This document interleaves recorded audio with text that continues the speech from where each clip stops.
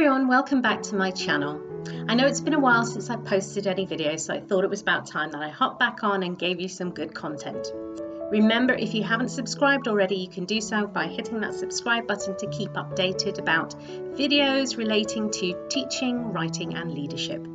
Now, today I'm going to be doing the first in a series of videos about teaching, and in particular I'm going to be talking about what constitutes effective teaching. The second video that I'll be doing will be all about feedback and what constitutes effective feedback. So make sure that you tune in to both of those. Okay, so let's get started. Remember that in terms of where I'm getting my information, I always put links in the description below. But in addition to that, I'm drawing on my own experiences, having taught and led and reviewed and inspected provision in schools over the past 20 or so years. Today I'm going to be talking about what is effective teaching. In other words, what is good teaching? What does it look like? And I'm going to be drawing particularly on a body of research created or put together by Education Development Trust. They have gone into a number of schools, conducted some research and reviews, and they put together a document, and I will be providing you with essentially the executive summary. And the executive summary is very much what I would say myself in terms of what effective teaching looks like. So the first element that Education Development Trust identifies in terms of what constitutes effective teaching is clear instructional goals. In other words, the teacher makes clear to the students by one way or another, or is clear in his or her mind what the instructional goal is. In other words, what the learning objective is. What end point does he or she want to get to by the end of the session? If you remember that I've already done some videos on effective leadership, and one of them related to the 7 Habits of Effective Leaders.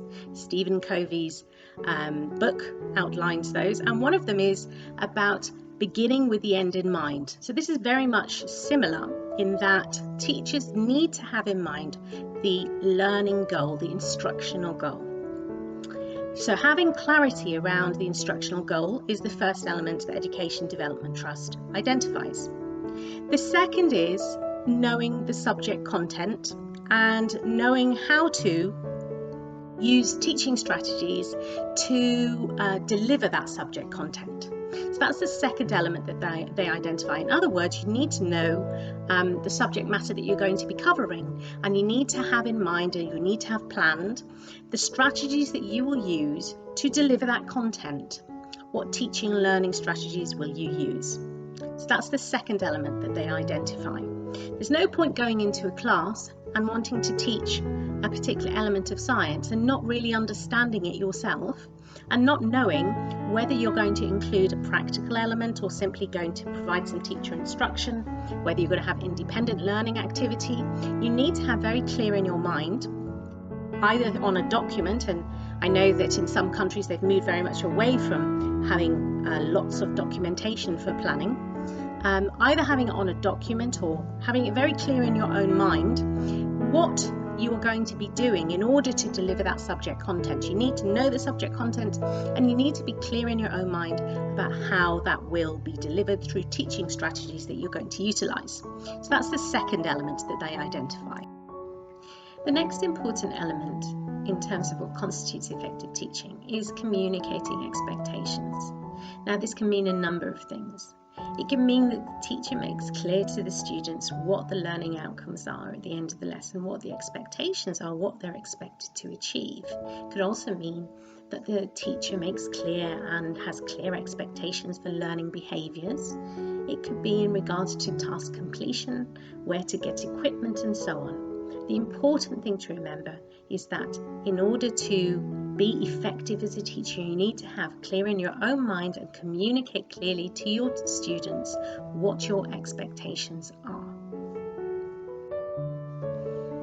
The next element in terms of what constitutes effective teaching is the teacher's ability to expertly use the content in order that sufficient time is allowed for enrichment and clarification. In other words, if the teacher understands the content his or herself properly and uses the material at his or her disposal well, then there will be sufficient time to provide enrichment and clarification where needed for those students of differing abilities. So if you imagine a situation where you are covering a particular topic in mathematics and you know it inside out, and you deliver that information and you provide certain activities for the students, and you do so in a well-organized way because you understand the material and you know what you're talking about, and you know how to use that material because you're well prepared, then that will provide you with sufficient time in order to, and this is the next element in terms of what Education Development Trust identifies, and I would go along with this as being important for effective teaching and learning, and that is responding to the students. So if you know your material well enough, you will be able then to respond to the needs of the students, either in enriching or clarifying. So it's really important that you're able to respond to the students, and you can see how they are themselves responding to the material. Are they understanding it? Do they understand what the material is about? Do they understand the key learning goal? Are they working towards that well enough? Are there ways in which you must intervene to clarify misconceptions? Or can you provide extension material for those who really have found it relatively easy to grasp what you're trying to communicate or what the learning content is trying to communicate? So responding to the needs of the students is really important. So linked to responding to the needs of the students is an element which will come into my discussion around feedback, and that is assessment for learning. So factoring in opportunities to assess student learning through a range of strategies such as questioning and so on is important in order that you can respond to the needs and you can identify where there are misconceptions and intervene, or where you need to extend students. So following the element regarding responding to the needs of the students, the next is to build in metacognitive strategies in order that students can master their learning. What's metacognition? Metacognition is where students, or anybody in fact, understands the learning process and knows how well they are learning. So it could be that you do that through self-evaluation, and there are simple self-evaluation strategies that you can use, but there are also more complex ways. So examples might be simple traffic light systems, where students indicate how well they think they are understanding the material or understanding the concepts that are being covered in a lesson. You could have thumbs up for very young children, thumbs up or thumbs down or thumbs to the side, depending on how well the students are responding to the material and how well they understand it. More complicated ways of evaluating learning would be where students are physically writing down how they feel about their learning, or have checklists to determine whether they have included certain elements. So those self-evaluation tools would support in the metacognition that Education Development Trust indicates is a tool within the armoury of the effective teacher. Another element that Education Development Trust includes in their executive summary is targeting the higher and lower cognitive abilities of students. In other words, having objectives or outcomes that relate to higher and lower cognitive levels. So you can relate this perhaps to something like Bloom's taxonomy, and I'll leave you to investigate what Bloom's taxonomy is, but it will certainly assist you in being able to recognize the way in which you can identify and include different cognitive abilities within your instructional goals or the success criteria that you include within a lesson. The next element that Education Development Trust includes, and I would certainly go along with this, is the crossover in terms of subject content. So integrating other subjects into the delivery of the learning material is certainly a way in which you can raise the bar of your own teaching, because by doing that you're actually making the learning much more relatable and much more memorable, and you can relate it to real life examples.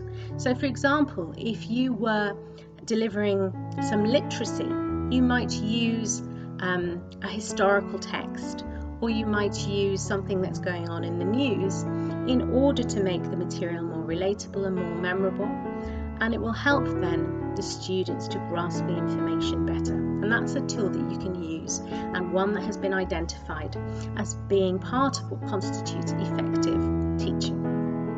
The next element that they identify is feedback and the regularity of feedback.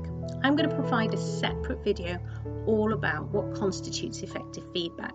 But just as an example, you can have feedback in a lesson through question and answer and your response to those answers. You can equally have feedback in a more formal way when students complete written work. But I'll talk a lot more in the next video about what constitutes effective feedback. The final element that Education Development Trust identifies as being part of effective teaching is that teachers take responsibility for student outcomes. In other words, they see where the students have got to, they take responsibility for the outcomes, and they therefore address any of the shortcomings that they identify or any of the good things. So, for example, if you see that students have grasped information relatively easily, then you adapt your learning material accordingly. If you see that they have struggled, then equally you might provide some additional support material to assist the students. There are other elements that Education Development Trust includes in their executive summary for what they identify as being effective teaching, and these relate much more to the leadership of a school or a body. So I'm not going to discuss those in this particular video. Remember that the next video will focus much more on what is effective feedback, so tune in for that one. And remember that, as always, any documents that I have referenced will be linked in the description below, as well as any additional books that I think might be helpful or any videos that I think might be helpful for you to look at. Remember to subscribe to keep up to date with videos on teaching, writing and leadership. Thanks for tuning in and look forward to seeing you next time. I hope you found today's video useful. Remember to hit that subscribe button to keep updated in terms of forthcoming videos. The next video will be all about what effective feedback looks like, and videos following that will focus on subjects such as remote learning and teaching and learning strategies, differentiation, and more. So make sure you hit that subscribe button. And if you have any questions, queries or comments, make sure that you leave me a comment and let me know if there are any requests you have for the kind of content that you would like to see.